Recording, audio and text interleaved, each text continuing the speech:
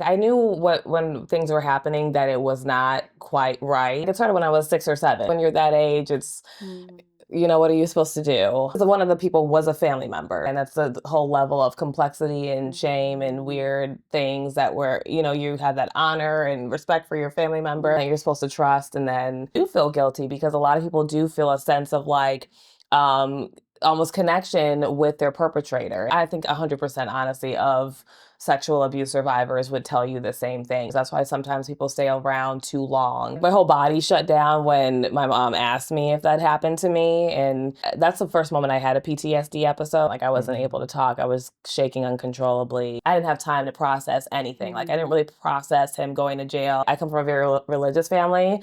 And my mom was never comfortable talking to me about like sex or anything ever. So I think that also played a very big role in my abuse. I've been able to take my pain and turn it into a big purpose for my life. And that's what drives me. But it hasn't been easy. There's no endpoint to healing. And I always like to say that because I feel like we live in a world right now where this toxic positivity is happening. It's tough for one to process these things. It's hard when you go through a lot of like lack of love, when you become that low, it's beyond sadness. You just become like this hollow vessel that's just walking around. And the only reason I still really do believe in God is because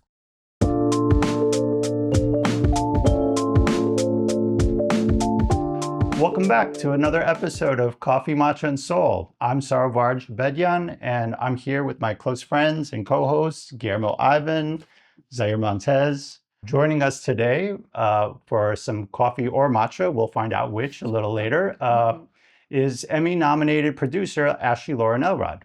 Ashley-Lauren is an abuse survivor who today is a mental health advocate. She is a Dove mental health spokesmodel and the founder of Visionary Woman Productions, where Ashley-Lauren uses her creativity and resilience to champion healing and purpose-driven storytelling. Ashley-Lauren, thank you so much for being here with us. We're so excited to hang out with you and hear all about your story. Oh, well, thank you for having me, guys. It's good to be here. Hi, everyone. So before we jump in, I guess we could kind of see what it is, but you could tell us, is it coffee or matcha? All right, we have the answer. It's coffee. I know Sarah was pretty sad. Cheers. It's just sad. I'm so You can sorry. cheer with us. You can cheer with us. Yes. Coffee's still good for you, so but yes, I'm outnumbered. It's good to be the different one, the Yes, unique, like you're we making the embrace difference. uniqueness, You're making the you know? difference. Well, we talked about matcha when we first met and like loving matcha, so he probably was like, she's definitely I gonna. thought so. Yeah. Yeah. Well, Next time. So I had actually met Ashley-Lauren at a festival. She was one of the hosts, and she was basically a moderator asking questions after a film that I worked on screen. And I remember thinking like Ashley had asked such astute questions. I was like, wow, and that's amazing. So I approached her after the screening. I said, thank you for the questions. They were so fantastic. And I was like, have you prepared this? Like, did you watch all the films and come up with like specific questions? And she's like, no, this is the first time I'm watching them. And these are the questions I came up with. Vibing off of. Yeah, everything. Yeah, I was just all in the moment. That's great because today we have a lot of questions for you. Yeah, I know, you're in the hot seat. Well, I'm looking forward to it. So I guess, I would like to start with one question, but I guess before we get into that question, it would be important if you can share a little bit of your story. I will tell you what the question is, and then you can jump into it if you want. I am very intrigued about how any human being can turn the bad into good. Yeah. How can you take whatever trauma, whatever abuse situation that you have ever had in the past and turn that into an inspiration, a motivation, a motor in life? And it looks to me like you have done that, because when I see everything you have accomplished, it is evident that you not only overcame that situation, but you transformed that into a personal inspiration. Yeah. So would you like to share with us a little bit of your personal story and then explain how you did that? Yeah, I mean, it's definitely a journey for sure. Mm-hmm. As Sarah said earlier, I am a multi-abuse survivor for DV and CSA. CSA, for everyone out there who probably doesn't know the abbreviation, it does stand for child sexual abuse. So I went through many years of that. I mean, pretty much my whole life, honestly, has been some type of abuse from multiple different people, Mm-hmm. unfortunately. And for me, it's like when I explain my story, I always try to tell people, like, because I don't want people to think it was like all bad, because it wasn't, but all because I always felt like I lived a double life, to be honest. And I've Mm. been saying this a lot as I'm still processing a lot as an adult and growing and evolving, that I felt like I was living a double life for a long time, because I did come from, a family with hardworking parents. Like, from the outside looking in, you would have thought like everything was perfect, Mm-hmm. like Mm-hmm. it was like people, would not have thought, and I was a pretty bright kid, like you see today. Like, I had a big personality, and I loved talking to people, and I was very trusting. But then, yeah, behind closed doors, like I was going through a lot of Mm. trauma. Like, I was getting abused, from multiple different people, and for years, Mm. but yet I think it's like the dissociation of that abuse. So I still always kind of kept that light about myself. And I think that's one thing people keep telling me. They're like, it's so wild that you've been through like so many tough things, but you shine so bright. Like you don't, I would never think that you went through the things that you went through, because you're always smiling and you have this energy about you. And I think that's honestly a testament. Like, I'm a believer in God, which we've talked about. And I feel like that's a testament, honestly, to a higher power and being. Because if it would have just been me, I probably for sure would have been gone a long time ago after everything I have been through. It's tough, it's Mm. really tough. It alters your brain chemistry in a very deep way that I don't think a lot of people realize. Some people think when you go through those things, like, well, you can just kind of get over it. It's like, Yeah. no, you can't. It's like, Yeah. especially as a child, and Mhm. you have that happen to you, like not just domestically, but also sexually. I mean, come on, like those are the years you're supposed to be nurtured, and Yeah. you're supposed to be able to, like, discover Trust, your, yeah. yeah, trust and discover your sexuality in a healthy way, and things. And when it's happening from people closest to you, that's just, it's hard to explain the gravity of that shame and Mm. that darkness, and that, yeah, just the big shame that comes with that. And it makes you feel, weird too. Like, for the longest time, I felt so weird, even though I didn't do anything wrong, but it's like that someone closest to me that I should have been able to trust did. And that's, it's not a easy thing to process Yeah. at Yeah. all. It's a very tough thing. And Yeah. a lot of people don't survive that, Mm. I mean, that's why suicide rates, I think, are always on the rise, because it's a lot of trauma ridden people out here that can't get over very deep stuff like that, so it's definitely taken years of therapy and realizations, deconstruction, and a lot of just forgiveness, Mm. of my perpetrators, but also just forgiveness for, I think, in a way, myself, for allowing that to affect my life for so long.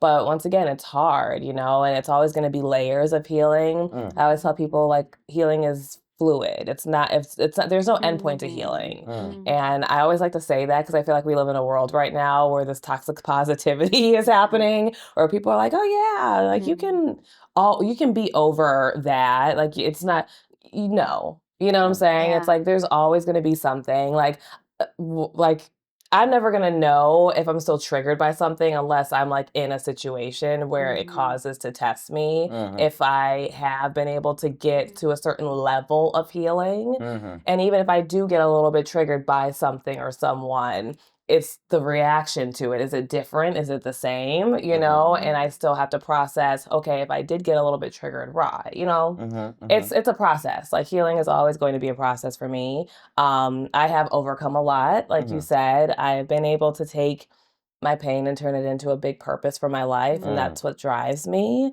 Um, but it's been, it hasn't been easy. It definitely For hasn't been sure. easy. And also, what's pretty incredible in your story is that you suffer child abuse, and then two things I guess happen when you're a child. First, you think that's normal or that's what Exactly. it's supposed to be, I Yeah, guess. yeah. And then I'm interested in seeing, like, when was that first time when you said to yourself, this is not normal or this is not okay? Yeah. And then what triggered in you? Because as you say, as you said before, not everybody has the capacity or the Yes. power or the strength to say, this is wrong, I have this, especially at an early age. Yeah. I need to process this. I need Yes. to Yeah. heal. I need to start to heal everything that's happening. And how Right. you bring all that, like, what made you decide to go into that, like, healing path, and then what made you decide to use all that trauma for the good, and to Yeah. create a purpose in your life? So, I actually didn't really, I knew when things were happening that it was not quite right at all, but the person or people are like, oh, it's, like, it's fine, just don't tell your, it's like, it was one of those situations. Because one of the people was a family member. So, it's like, once again, that's the whole level of complexity and shame and weird things that were, you have that honor and respect for your family member, once again, that you're supposed to trust. And then, you're like, well, there should be, is it fine?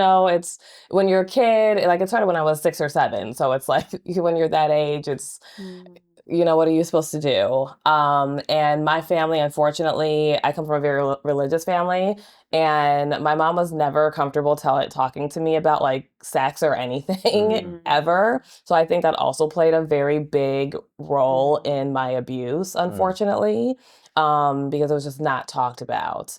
And that's something you should talk to your kids about for sure. Like, it's absolutely necessary.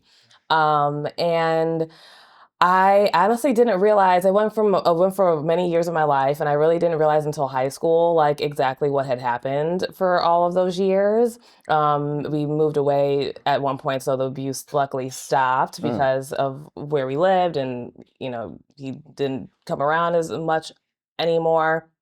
Um, and we were watching a video in class one day, and they were talking about, if you got touched in a way, or if you ever, are raped or anything of that nature, make sure to tell your parent and things of all of that. And that was actually the first time that I really realized, like, what happened to me as a kid. It was, like, so weird. And then I went to, like, one of my friends, and I was like, oh, like, that video was interesting. Like, that's what it is. Like, that's because, once again, I didn't really know much about sex. I did not know much about anything, to be honest. And I was like, yeah, is that what that is? And she was like, yeah. She was like, has that happened to you? And I just, like, froze, and I walked away, and I didn't say anything after that. And then my senior year is when I started really coming to terms with it. I started confiding in a couple of I went to a Catholic school, so there was a sister that I confided in for the first time, honestly, and said, like, what had happened to me. And, they had me be a leader for this Kairos retreat and stuff, to talk to girls and share my story. And that was the first ever time. Like, I didn't even share my story with my parents at that point. But I shared it with them, and that's what kind of, like, enticed me to want to be able to do that more and help other people. And then, yeah, it's weird, after that, before graduation, that's when everything came out to my parents about what had happened, because it was happening to other people as well in my family. So it was like a whole big And thing. how's the reaction? The reaction. I mean, it was a lot. Yeah. Yeah, it was. I mean, it was a whole court case. It was. It was a big thing. It was a pretty big deal. The police and everything had to get involved. It was my right before graduation, and me going to college. So it was a lot. I definitely had, like, my whole body shut down when my mom asked me if that happened to me. And I at first tried to lie, and then my whole, like, that's the first moment I had a PTSD episode, actually, because, yeah, my whole body just shut down. Like, I wasn't able to talk. I was shaking uncontrollably. It was just, my whole brain, like, could not process what was happening. But yeah, it ended up being a big thing. He ended up going to prison. And that was, but that was just one of my perpetrators. That my parents, there's other people too, but that was the one in my family that I got a little bit of justice, for. So yeah. When you were talking about learning how to forgive, Yeah. right? And you said, starting with yourself, like Mhm. learning how to forgive yourself. Yeah. Is that because there was a level of guilt involved, or you Mhm. at that time you were feeling somehow guilty of something? Yeah, I mean, it's tough. I also am certified in mental health now, so it's very complex when it comes to this, and like I said, psychologically and spiritually, it's tough for one to process these things. Like, yeah, you do feel guilty because a lot of people do feel a sense of um, almost connection with their perpetrator, and I mean, I think 100% honestly of sexual abuse survivors would tell you the same thing. Even domestic abuse survivors. That's why sometimes people stay around too long, because they feel they're manipulated to feel a sense of love or whatever connection to that person. So it's, once again, it's a very complex and tough thing to break out of. It's not an overnight process or 100%. even an over the year process. It's an everyday got to get up and do the work thing. And it took years for that to happen for me. But after everything happened, I went to college. Like, it was a lot because I was like, I had to focus. I had to try to go get my degree and get a job after, and try to make something of myself. And it was fine in college because I keep telling people I was very active. So I didn't have time to process anything. Like, I didn't really process him going to jail. I didn't process the whole thing happening the way that it did. It just kind of got swept under the rug for 4 more years. And after graduation, I ended up having a very, very bad couple years because there was no more activities to get distracted from. Yes, there was no more, people all around me all of the time that I could just everything's good, and party and have fun with or whatever. It was just kind of me with myself for the first time. And that's when things got really bad for me. I was suicidal.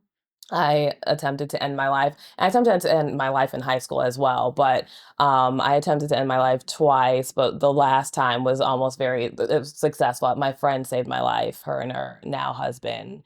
And that was kind of my wake-up call. And then I was diagnosed with PTSD officially because I had a breakdown in public. So it's been a huge... It's really interesting what you mentioned something about how it changes chemically, like your brain chemically. Yes. I had no idea about it, but I read a book that I really loved. I don't know if you're familiar with it. It's called The Body Keeps the Score. I knew you were going to say that. Yep. So this book is to me, it's amazing. I loved it. And he explained how in children that are abused in those early stages when their brains are developing, when you scan their brains as adults with the brains of adults that were not into trauma, their brain composition in certain areas is different. It grows in a different way, and then unwired, that is way more complicated, and that's what many people don't see and don't understand. And that's where it comes you'll get over it, or as you say, the toxic positivity that we have around, smile and all that. So then maybe you can tell us a little bit about the work you started doing to unwire. For sure. I feel that, so I've always been a creative person. That was kind of my escape for so long. I think that's honestly why I survived throughout my childhood, was being able to escape to creativity, art, acting, even sports. I was in volleyball. I was I was an equestrian. So horses really was a big part of my healing, and just consistently just being able to utilize that to connect in a different way with something else that could help, me in a Mm-hmm. positive way. So I always used that to be able to, survive and to try to thrive in my own way. So um, after I survived my last attempt and after I was diagnosed with PTSD, I started swimming. I did go back to church, which was ended up being an interesting experience, unfortunately. But for the time being, when I did go back, I was thankful for it because there were certain people and things that helped me on that journey that I needed to be there at that time to help me really actually start processing my trauma for the first time.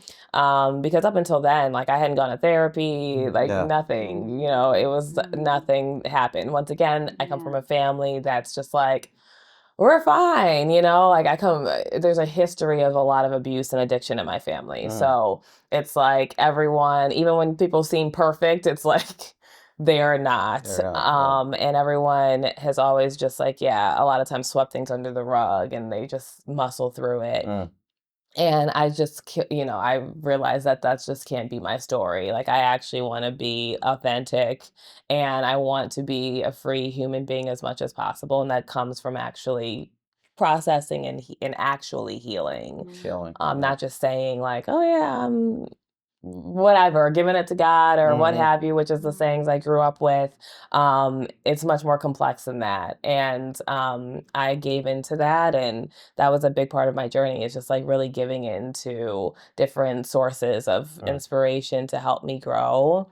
But yeah, art, creativity, horses, swimming, walking, journaling, and then just really connecting with the right people as well. I have a lot of people have come into my life who have very similar tragic stories, whether it be, they were even abused by their parent, or, some deep stuff or in a cult or like, really some deep, deep things. Like my best friend is a trafficking survivor. It's like some stuff. So I feel like I've had the right people come into my circle who are all very resilient and who have all like defied the odds, to be honest, to just be alive today. And that's been very helpful as well. Going back to what Zaire was talking about, like, trauma and how trauma influence the body as well, or the brain. I was also reading that, according to neuroscience, and I don't know if I'm mentioning this properly. If there is any scientist out there, if I say something wrong, please scold me, put a comment, that's fine. But I was reading that when you suffer a trauma, the synapses is not like going away. It's not Right. something that you can Yeah. just erase from the Yes. brain and Yes. from the mind. What you do is you override. Yes. So Yeah. you kind of, it's not like you can unwire what Right. happened, but Right. you override. Yes. So it's always going to be there. It's like the scar that you have Yeah. in the body. For sure. But Yeah. you heal, you learn how to heal, but it's going to be part of you, Yeah. right? And it's going to be part of your essence, Yes. your being, your persona. Yeah. So in that regard, how do you cope with that? Because it seems to me that Yeah. that you said something that's beautiful. When you were talking, you said it's a daily work. Yep. It's something that it's like going to a gym. It's like studying every Yes. day. It's just like Yes. it's a muscle that you need to train every day. Yes. Learning how to overcome that and how to use it to create. Yeah. Because it seems to me that you can either destroy Yeah. coming from there, Yeah. or you can create. Yeah, You could for sure. become a creative person Yeah. and bring the goodness, or Yeah. use that force Yeah. and just channel it into destruction. Yeah, right? yes, for sure, which a lot of people unfortunately, do, whether it's to themselves or to other people. Like, that's the basis and foundation of like people who become addicts, It's like it's trauma. It's like you're only doing drinking or hoarding or eating too much or whatever because it's something inside of you that's broken, and I feel like, yeah, it's like you said, you have to override that, but it's a daily step every single day, like to break out of the shame, to work through depression, to, realize like if you have anxiety, like things that work for you to cope with it. And then, yeah, honestly, rewrite your narrative of your life.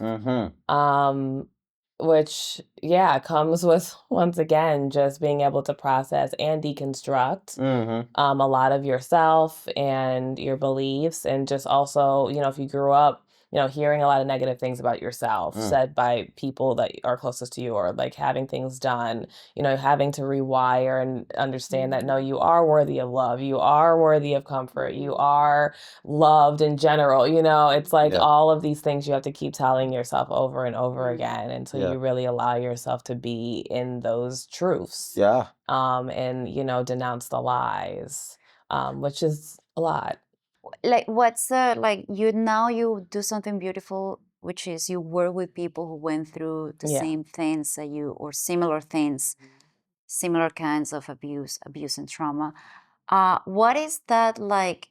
And for people out there who are listening or watching, that they don't know how to start in this process, that they probably know that there is something that is not okay, that they don't feel that they deserve to heal because they are in this loop of shame, that like when they are in that stage, which I guess is like the first stages of you want to do something but you don't know how, or you don't feel adequate to just go ask for help, or you don't believe in going to do therapy. Like, what would be that like first advice, or what would you recommend those human beings to do? I mean, I would definitely recommend just being able to first sit with yourself and to be really with yourself, to understand, like, first of all, what happened to you. And because the first thing is like admitting, and then the second thing is like going through grief. It's like, the 7 phases of the process, like when you go through Loss. loss, it's like literally the same exact thing, because you are having to do all of those steps but alive, which is tough, with yourself. And that's the first step, is like admittance, and then being able to go through those processes and not trying to skip over them. Because I think that's what I tried to do for so long, is like skip over like the steps of the grief that I was going through within myself, and all of the grief too, and the complexities that came with my family and people that were closest to me that were all involved or touched by this situation in some way. And also dealing with like the intergenerational trauma of it all. Yeah, just being able to like go through those processes and not try to skip over the steps that needed to be taken to get to the first level of healing. Like I said, there's many levels. Like every day, it really is. Like sometimes I wanted to ask you about that. I'm sorry. I wanted to ask you about that. Do you have any like daily habits that help you in the process of healing? Yeah. So every day attempt to wake up, I meditate, I pray, I work out. That's a big part of my day. Just being connected and grounded is very important. When I'm not, I definitely feel like overwhelmed in my brain. I feel hot wired. I don't want to be around people too much, because I definitely still deal with like chronic depression in and out, for sure. I think that's always going to be a little bit part of my life. Just because like when you have PTSD, like there's a lot of highs and there's a lot of lows. So that definitely keeps me more balanced, because I'm not on medication for it. So I by choice, I choose to do things holistically as much as possible. So that definitely is very helpful. And journaling is a big part of my life. Reading books like Body Keeps the Score, talking to people. I'm very authentic when it comes to my journey, so I share a lot publicly. I have friends that I can, like I said, who can relate a lot to my trauma. So I, call them when I want to process through stuff. That's very helpful. And then, daily walks, and just like really trying to commit to doing things for myself as well, which I honestly just started doing really this past year. Like really putting myself first, and really understanding that like it's not my job to take care of everyone. Especially if I can't take care of myself, I need to do that first. And then just affirmations, like every day, because I still deal with a lot of negative self-talk and stuff sometimes, because I still unfortunately have people in my life who are putting that into my mind. So it's still, you know, difficult right now behind closed doors with a certain person, and I have to continue every day to go like through that, put up boundaries with people, even if I love them and they are family. I have to say, hey, I can't keep living in this cycle that you're in, and because you won't admit your mental health issues or whatever, or your abusive like tendencies, but like I can't have you putting things into my head, like it's just I Good for can't. you. Yeah. Yeah, it can't happen. So yeah, those affirmations and just boundaries, very like tough, strict boundaries with those people. You said something. I have like 3 questions, but I got to go Yeah. back. Like, but I told you we had a lot of questions for you. I warned you. But I'm going to try to let's see if I can weave them in order. But you said something that I found very interesting about the first part of healing is the acceptance and almost facing the pain. But so much of our society, especially American society, is about avoiding pain. Yeah, muscling through. Muscling through or getting the medicating. pill, just getting the pill and right? just forgetting about that. Yes. Painkillers, right? Right. Yes. Yeah. So where did you find the strength to face it when so many are just like trying to avoid it, right? Yeah. So much of our culture teaches us to avoid pain, right? Yeah. But I think like really honestly, I had to face it, like I said, after my suicide attempt. Like that was a pretty deep year. I won't go into it too much, but that was a very, very intense year for me. I became a functional alcoholic. I stopped going to work. I just like my whole soul, like I can't fully explain it, but when you become that low, it's beyond sadness. You just become like this hollow, very like scooped out vessel that's just walking around. And I always tell people that whole year I felt like I was watching, like my soul was out of my body and I was watching myself from the outside looking in. Like I would even be driving, like then that was the first time I almost like got in a huge accident that could have killed me. I was like driving 100 and something miles per hour on the expressway. And I got luckily stopped by a cop and pulled over. But yeah, I remember just driving and I was not there. I was just, I could have told you, like, I was not behind the wheel. And it was that for a whole year, that feeling up until I, did what I did. So that was a big wake up call for me. And it was like a spiritual encounter too, because my best friend Lucy, who, like I said, saved my life, she happened to know something was wrong. And she called me like right when I was like, I took the pills. Like my plan was to jump off the bridge, take the pills and jump off the bridge next to my apartment. And she called me and she was like, what's wrong? Like something's wrong. And I was like, I'm done. Like I took the pills, like I'm gone. Like I tell my parents, like I left the note, and she's like, no, like we're already on our way. And that was like one of my first big wake up calls to really face everything. But it still took a couple years for me to really fully start getting there. How old were you at the time? 24, about 24 at the time. Yeah. Yeah. So.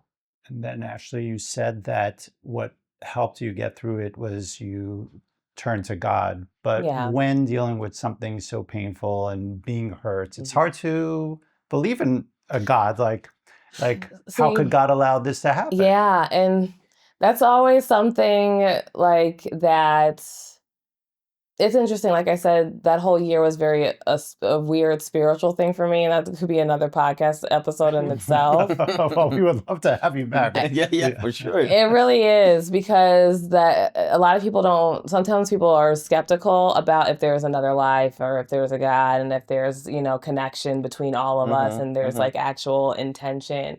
And the only reason I still really do believe in God is because. I'm gonna get emotional. But so there's a lot that happened that year. Like I wasn't able to sleep. I was actually also not able to wake up from my sleep. Like I would literally not be able to wake up. I would see myself like outside of my body a lot. And it's hard to like explain this openly sometimes, but I feel like I need to be more open about it because I know I'm not the only person who's had these experiences. But I've seen like dark energy. I have felt it. I have felt it try to literally take my life. And I've also like I heard a visible, tangible voice when like my life was saved that night.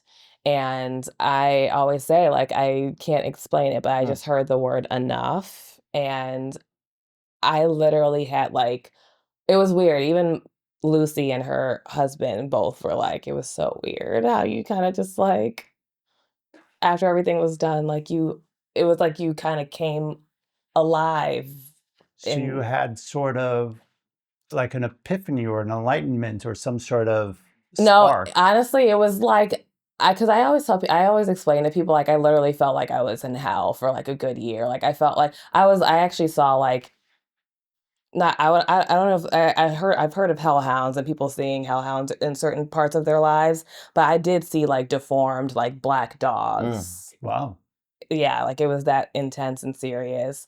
And I literally felt like they were like on me. Like I had this dark energy that was just attached to me. While you were sleeping, or you were Even awake. No, even awake? like that's why I became a functional alcoholic. Like Yeah. even they will tell you, Yeah. like when they came over, like my whole apartment was filled with bottles. It was bad. I became a hoarder. My apartment was terrible when they came over in that situation. But yeah, it was just like I was awake. Like I said, I was not there though. I would be walking down the street and I would be crying, but I didn't feel it. Wow. You know, when you feel emotional when you cry, but that's how it So it was is. like a sensation of almost like emptiness. No, full emptiness, full emptiness. And I always laugh and smile, you know, and everything. I didn't laugh that whole year. I was all of that. I wasn't able to. Yeah. But in that moment when you heard that voice say enough, Yeah, that it woke was like, you yeah, up out of it it, was like the darkness like came off lifted. of me. Yeah. And what do you think, or who do you think was that voice saying enough? That's what I say. That's why I feel like I know there's a higher being, and like I come from a background of Christianity where they're like, this is specifically what it is. But Right. I truly do believe in God and Yeah. the higher being. I know that we were all intentionally made. I think you can just see in nature that there's so much intention to life to not Design. believe So much in. design. Yeah, I mean, just the way animals even do certain things, you know, it's just like there's too much intention in each and every one of us. And I've always felt very spiritually connected, even when I was a kid, even when I was going through everything I was going through. That's why I say I think it's a testament to a higher power, because I stayed so joyful in a way, even when I was getting severely abused. And someone just told me this the other day because one of my brothers passed away about 6 years ago unexpectedly. And she was like, man, you go through the toughest shit. But you always are so bright. She was like, there's something special about you because that's not normal. Like you've been through crazy stuff, you know, and you just continue to have this light about you. So in that regard, would you say that joy is like a I think it's soul weapon that yeah. you use to navigate through all this? Yeah, honestly. And like I said, I think it's a testament to a higher power. I Wow. really do. I think it's a testament to being connected to a higher power. I really, really do. Like I'll always say that. And earlier you said you grew up very Christian. What type of Christianity? Catholic? Oh no. So apostolic, Or but apostolic? yeah, then I went to like more of a modern Christian church the past like 8 years. But yeah. And then, but now you find yourself spiritual, but you said you had to also unwire yourself from some of those. So where do you stand now? What is your kind of belief system or? Yeah, no, I am definitely a full believer in God. I actually am also a believer in Jesus was real too, for a certain circumstance, from when I had those spiritual encounters with the dark energies, and I just said that name, and that is what would wake me out of those moments. So like I said, that could be a whole other podcast episode, but that's also why I believe that Jesus was a real man and did walk this earth and had some type of energy and power because I can say that name and I can be fine. That being said, I have had to deconstruct a lot from church. I feel like the church has caused a lot of personal intergenerational trauma surrounding my family personally, of how they cope with trauma and how they cope with mental health things, or don't. And it's always used as a Band-Aid in the worst possible ways that I've seen in not only my family's life, but just in general. Like it's like the world, I see that happening a lot. And I was a church leader for a long time, so I've seen a lot of things behind closed doors as well that caused me to wake up and say, this is not, I don't think anyone knows what they're doing. Like, I don't think anyone knows what they're doing. I think people are picking and choosing what is right and wrong, what's fully, of God or not. Yeah. And I'm just like, I just want to be a good person. I want to love people. I want to love myself. I want to enjoy everything I can out of life, in a healthy, great way. And that's where I'm at. So you mentioned in that dark year that your soul was like up high here and your body was by itself. Well, this podcast has to do with soul mainly, right? And so my question to you is, what is a soul to you? And do you think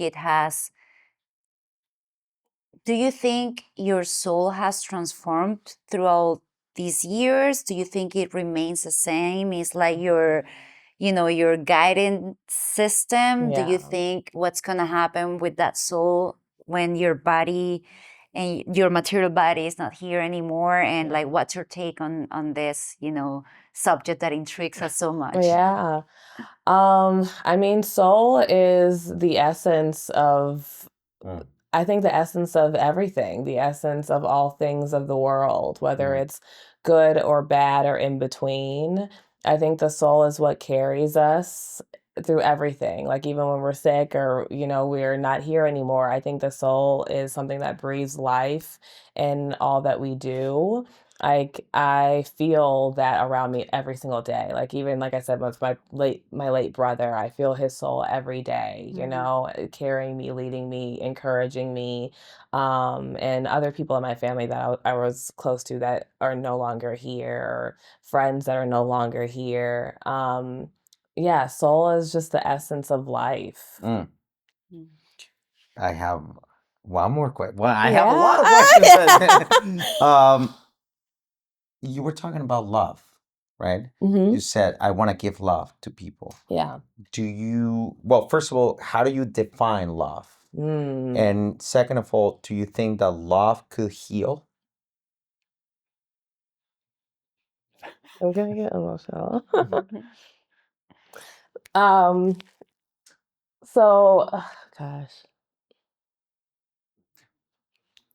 I feel like that's a tough question for me because that's something I've been really honestly, I think, coming into for the first time really in my life, like this past year. I I like it's hard when you go through a lot of like lack of love, even if it's like complicated or whatever, because it's not like my parents will love me or whatever, but it's like it's always been a complicated version of love. And I know like love isn't easy or like what they paint in the movies or whatever, but I think it should be, I see love like in the sunset, or like I see love in like, like I said, horses and animals and just like the pure goodness, even like when you like hold a baby, like that love, that innocence, I feel like that's what it is. And I went through so much of my life not having that. And this is the first year in my journey that I've been honestly even trying to figure out what like loving myself looks like. Because I think so many times I'll be like, oh yeah, I self-care, self-love, and like I'm doing it, it's good.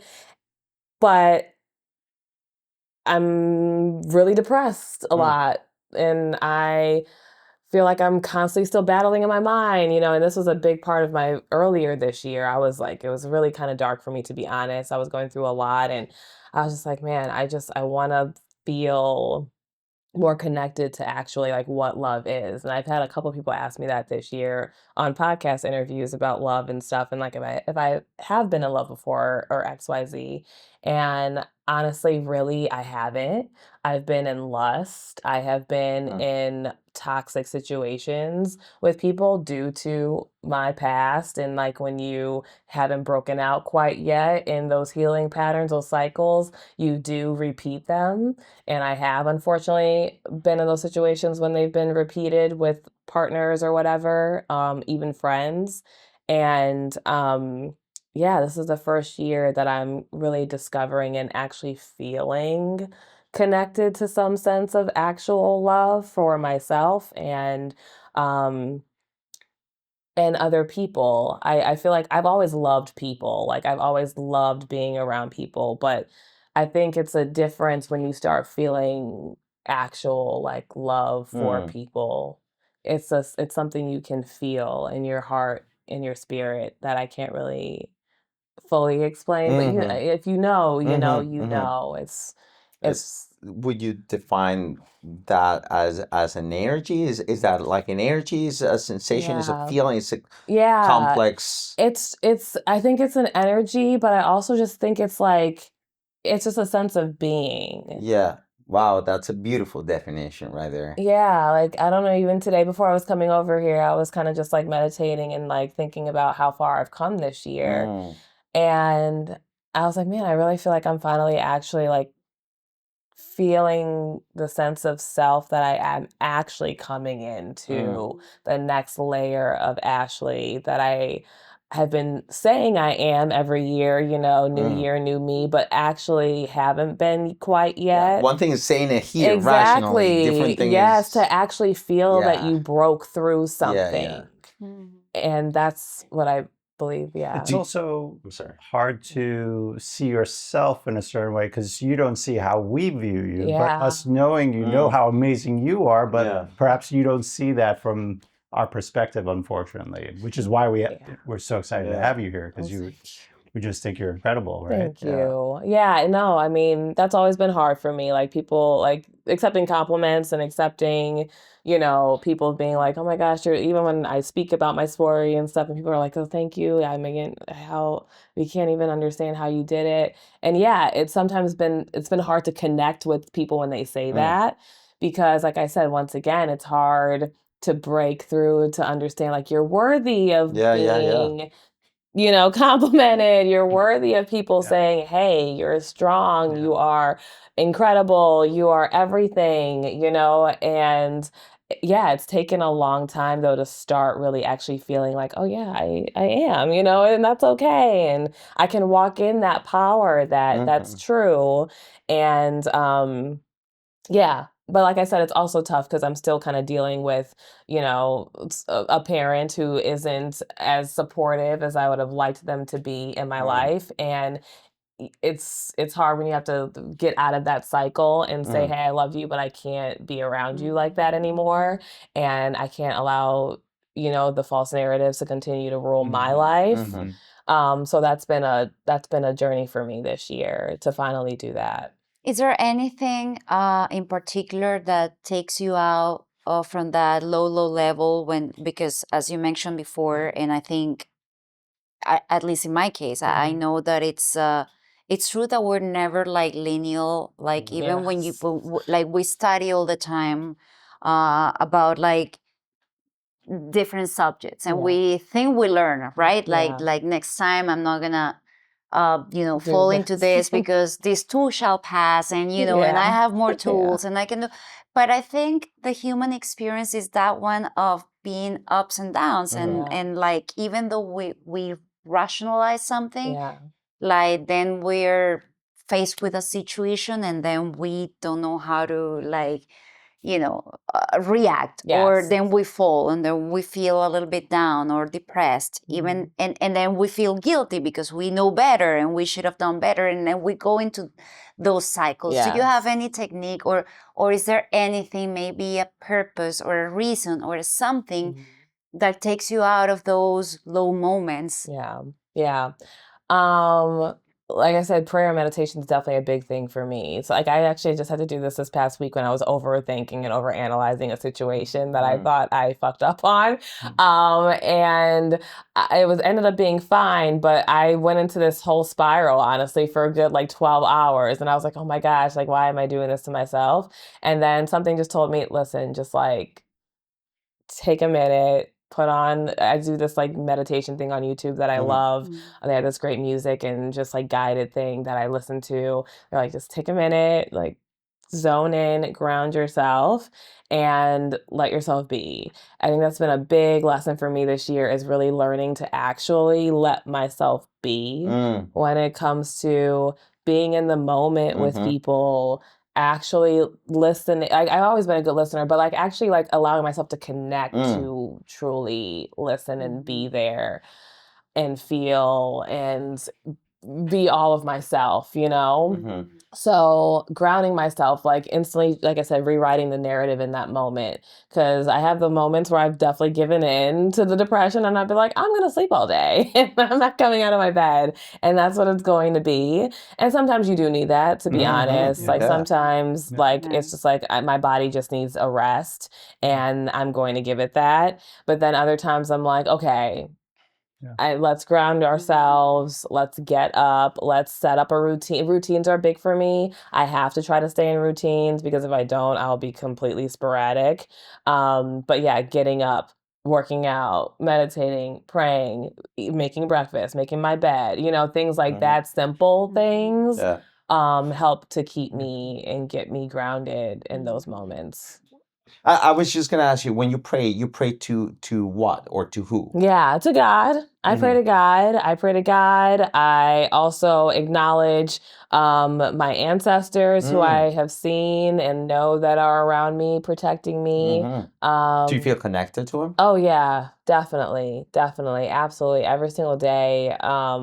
Yeah, and I have friends too. Like I have a friend who's a medium, and like it's funny, when we first met, he saw like my grandfather and my uncle, who I've never met actually, but I've always felt connected to on my dad's side, like standing with me, and he described them to the T. It was so funny. But yeah, it was, yeah. So I know that they're with me. I know that they're feeding me good energy as much as they can every day. So I definitely fully believe that. But no, yeah, I pray to God. I pray to God. Like I said, I'm not in like a religion anymore, but I'm definitely so connected and grounded. I utilize my intuition and my spiritual gifts, to also connect with other people in a special way.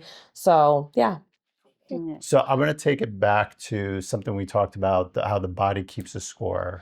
And me and you spoke a little bit, and you shared with me that as a result of the abuse and trauma you had dealt with, you had gotten sick. When did you start getting sick, and how did you overcome? Yeah, no, it's so interesting because autoimmune diseases run in my family, pretty severe ones actually. And I now realize a lot of it definitely probably is for sure a product of trauma and all of those things, and people not working through them and choosing just to give in to, like you said, taking medication and not diving deeper. But yeah, I started getting sick I got diagnosed with Crohn's. I think it was my junior year of college. And even before then, there was a couple times actually I almost died. Like it's not funny, but like it's like from Crohn's? No, not Crohn's, but like just random weird things, like viruses that attacked my immune system. That happened twice when I was in college. And to the point people remember, like I have friends who will be like, yeah, you remember that one year, like you definitely like came to class like dying. Like my friend like will laugh about it now, but yeah, no, it was bad. Like my whole system shut down, nothing, no medicine medicine, nothing helped. The doctors like honestly did not know what was wrong with me, and it just had to work itself out of my body. And luckily, I was always right before like the semester was ending, so I would just literally be in bed for a whole entire month, bedridden. During finals, and you can't finish the semester. Yeah, but no, one time I was like going to all my finals. I even had like an acting final I had to do a voice thing with, and I was sick as a dog, like sick. And people were like, "Why are you here?" I'm like, I have to finish. Yeah. But yeah, no, I had a lot of weird things happen throughout college with my body. And then, I got diagnosed with Crohn's. And yeah, I really suffered from Crohn's for the past, like almost 10 years up until this last year. So 5 years ago, I ended up getting, unfortunately, in an abusive relationship with someone who was like basically my mother. And it was like I said, we can talk about Repeating that. patterns. We Yeah. can talk about that in a different podcast episode, yeah. but it was just repeating the pattern of what Yeah. I've always known. Yeah. And I thought I had grown out of it, but once again, that's how healing works. You Yeah. don't know if you fully have grown out of something until you're put in a situation where it tests you That's right. to Yeah. see Yeah. if you have or not. 100%. So unfortunately, got in that situation, and my Crohn's flared up like crazy. I mean, I was almost always going to the hospital. I was like fully bedridden, and Stabbing pain. yes, I mean, it was bad. Like, and for Yeah. me, my flare-ups were like head down to my toes.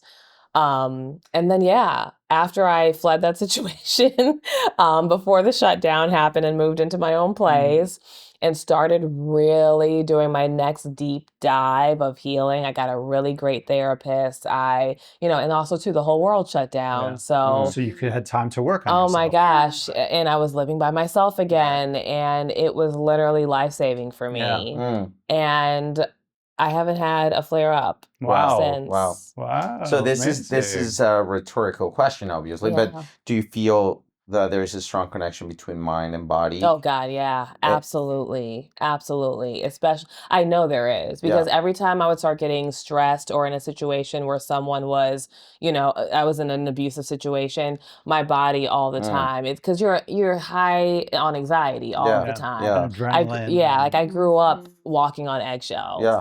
So it's like when you have that feeling your whole entire life, that's why your body gets attacked so much easily because your immune system. So it's like dealing with that, and also seeing that in certain family members who I know have been through also very deep traumas and have not worked through them and continue to not, but they're always sick.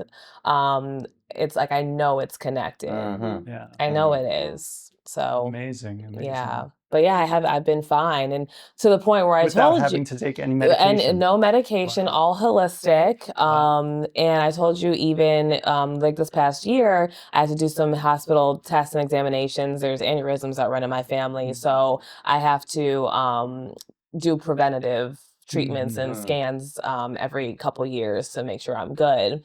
And I went to a specialist for my Crohn's because I, just wanted to check to make sure everything was good. Yeah. And my doctor didn't even believe I ever had it. Wow. Wow. Or IBS or anything, like Amazing. anything. And I was like, no, I was diagnosed. Like I have tests. I did the colonoscopies. Like I went through it for years. Like back home, I can get the test sent over. He was like, well, it's not active, at all, to the point I feel like it's untraceable. Oh, you were talking about, I remember you saying that one of the things you've been working on the most in the last year is being connected in the present moment. So in that regard, you're now the same essence or energy that you were 5 years ago. 5 years ago, no. So if that changed according to science as well, E equals mc squared, according to Einstein, if your energy is different, then your matter, everything is different. So it really makes a lot of sense. It really, really does. It really does. It does. Like, absolutely. And they, that's they a do beautiful...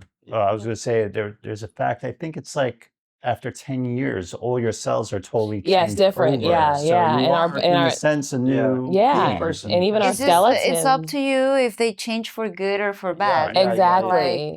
Exactly. And actually, I think that there's a way to speed that process. I was reading about that. Like every 3 months, you can, according to whatever amount of Patterns. exercise or meditation you do or whatever, you keep cleaning Yeah. and changing your structure, Yeah. your cellular structure, yeah. which Yeah. is fascinating. This Yeah. is that whole, which I Yeah. talked about last time, about epigenetics. Yeah, and epigenetics. What you exactly. do changes who Exactly. you are. Yes. Exactly. It's And really beautiful true. how, like, in your case, from trauma, starting from like a bad situation or with the wrong food, so to speak, Yeah. you have been able to not only discover so many things and transform so many things in life, but to the point that now you sort of are working on having control over your own Yes. body, Yeah. like Yeah. not only mentally Yeah. but physically. Yeah, that's Yeah. And beautiful. creating those Yeah. connections where you're saying, like, for real, it's not about the medicine, it's not about the Yes. the whatever the others say or the Yeah. other diagnosis or the other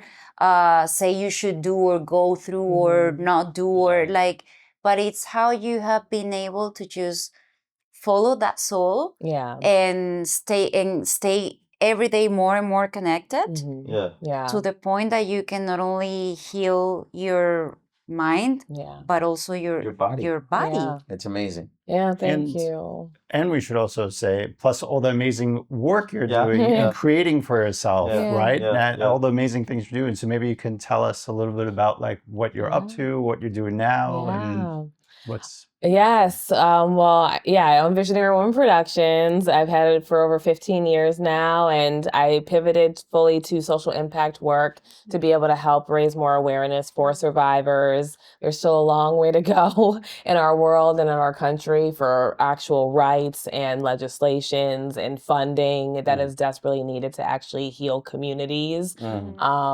I feel like, yeah, there's like this crazy thing where they just don't want that, and people like me have to step up to say, no, we're going to demand it because there are too many people that are suffering and they don't have access to true healing avenues or resources that we all should have access to be able to have a chance to live a life of abundance and to actually thrive even after the most heinous circumstances. So that's a big thing that I am just going to continue to propel working on this next year. We're excited about some cool contracts hopefully coming up with surrounding about gender-based violence as well, with some organizations too, to help just infuse and encourage and educate people on protections and safety, and hopefully just bridging a lot of gaps too. And that's a big thing for me. It's just, in the world filled of all these different podcasts where everyone has all these opinions about things and half of them are wrong about a lot of stuff. Right. I want to be able to actually bring wisdom and education to people when it comes to trauma, when it comes to actually pulling the veil back on mental health and what that looks like on an intergenerational level, not just in families, but actually how trauma has shaped our society and our world, and how a lot of us, all of us have been affected by it in some type of way, and how we can have conversations and start having conversations that are honest and forthright to process through, instead of saying, well, just forget about it. That happened years ago and we weren't even born when it Don't happened. look back. Right, exactly. But it's actually still affecting people because it affected our parents or our grandparents, and it's in our bloodlines. Yeah. It's like actually being able to say, okay, we need to start processing through so we can move forward instead of just saying, oh, forget about it. Let's just like muscle through it